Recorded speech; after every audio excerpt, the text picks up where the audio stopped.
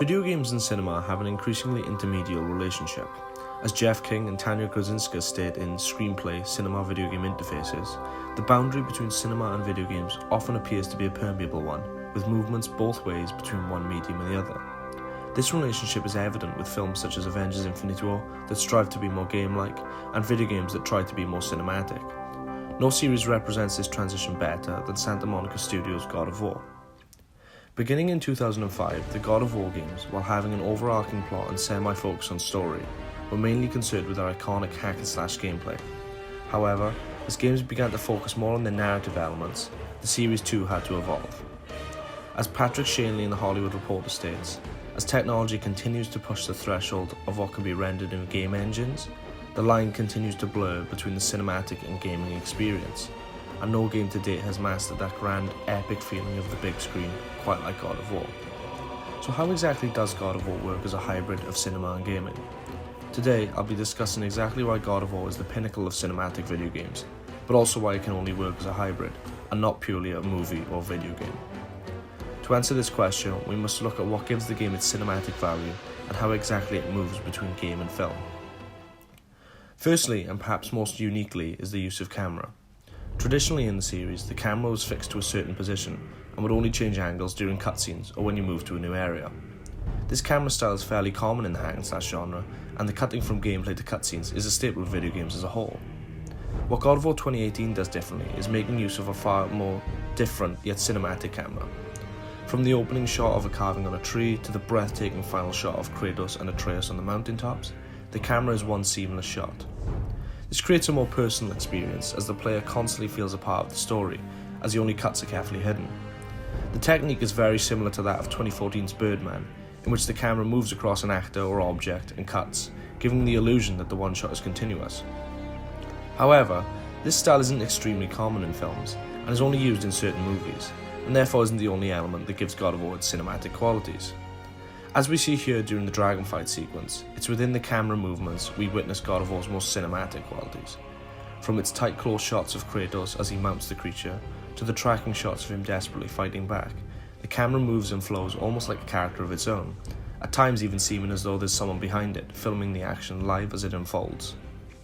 Its technique used and the illusion of the one-shot aren't the only things that are more in line with filmmaking either.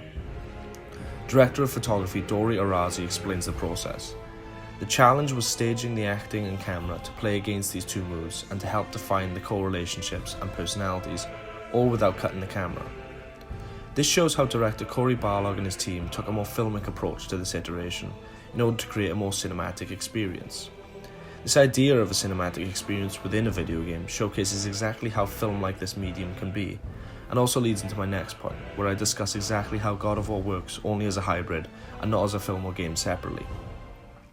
While it's true that God of War channels much of Hollywood and cinema, with its coming-of-age story and father-son journey narrative, reminiscent of Logan and even drawing similar themes to the Grapes of Wrath, its true value lies in its hybridity. However complicated the subject may be, Tina tie-in Cinematic Games, Video Games and the Shadow of Cinema sums it up excellently. Games have the ability to do what films do with an added dimension. Caring for Clementine in the Walking Dead game was emotionally resonant not only because of the game's excellently crafted narrative and directional prowess, but because her well-being hinged on player choice. While there are no choices per se in God of War, similar to the effectiveness of the one-shot, the player's encouragement of interactivity within this world is what can create a more personal experience. It's a film in which you can feel a greater connection to the main protagonist, as you're in direct control of protecting his son and completing his epic journey with him. Perhaps the best example of the cinematic gameplay working flawlessly is the iconic first boss fight against the Stranger. This infamous sequence is the first true boss fight of the game, and shows off the synergy between game and film beautifully. Barlog and his team opted for a truly dynamic camera here, drawing in close so that the player feels every punch the Stranger throws, and panning out when it's time for the player to let Kratos gain the upper hand. The sequence almost breaks the rules of cutscenes within video games.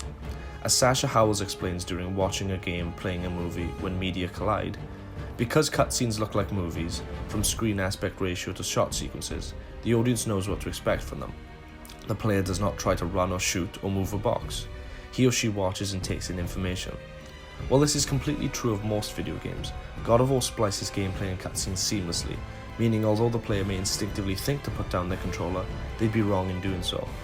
With the Stranger Fight, this roughly 15-minute sequence shows off the scope and scale of this perfectly.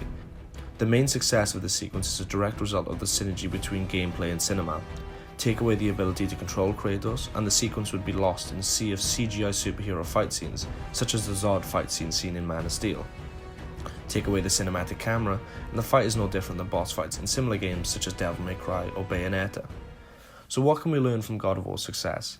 In simple terms, we can see how the future looks bright for the gaming industry and hybridity in general, as God of War represents a perfect balance of incredible gameplay and gripping story and cinematic style.